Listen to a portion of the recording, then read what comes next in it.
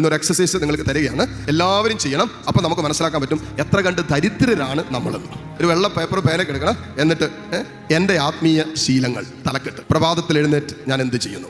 കുരിശ് പോലും വരയ്ക്കല്ല ചിലപ്പോൾ ചിലങ്ങൾ. എഴുന്നേറ്റ് പറഞ്ഞ മാക്രി ഒച്ച ഉണ്ടാക്കുന്ന കുറേ കടലെ കിടന്ന് പറയുന്നതാണ്. കുത്ത് പള്ളക്കിട്ട് കുത്ത് എഴുന്നേക്കടി, ഇച്ചിരി കുറങ്ങട്ടെ, ഇച്ചിരി ഇത് പള്ളിപ്പോടി 6 മണിയായി, 6:30 കുർബാന, എന്നാലും എഴുന്നേക്കൽ അവിടെ കിടന്നിങ്ങനെ ഞെരിക്കുട്ടി.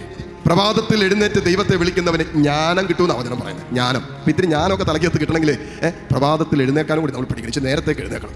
എന്നിട്ട് പിന്നെ നമ്മുടെ അടുത്ത ശീലം എന്താണ്? അങ്ങനെ ഒരു ദിവസം മുഴുവൻ നോക്കി കഴിയുമ്പോൾ നമുക്ക് മനസ്സിലാക്കാൻ പറ്റും ഒത്തിരി ശീലങ്ങളൊന്നും ആത്മീയ ജീവിതത്തിൽ നമുക്കില്ല. ഭൗതിക ജീവിതത്തിൽ ഒത്തിരി ശീലങ്ങളുണ്ട് താൻ. ചില ലോകത്തോട് ബന്ധപ്പെടുത്തിയുള്ള ശീലങ്ങളിൽ നിന്നും പുറത്ത് കിടക്കുകയും ദൈവത്തോട് ബന്ധപ്പെടുത്തിയുള്ള ശീലങ്ങൾ നമ്മുടെ ജീവിതത്തിൽ രൂപപ്പെടുത്താൻ നമ്മൾ തീരുമാനമെടുക്കുമ്പോൾ നമ്മൾ അറിയാതെ നമ്മുടെ ആത്മീയ ജീവിതം വളരാൻ തുടങ്ങും.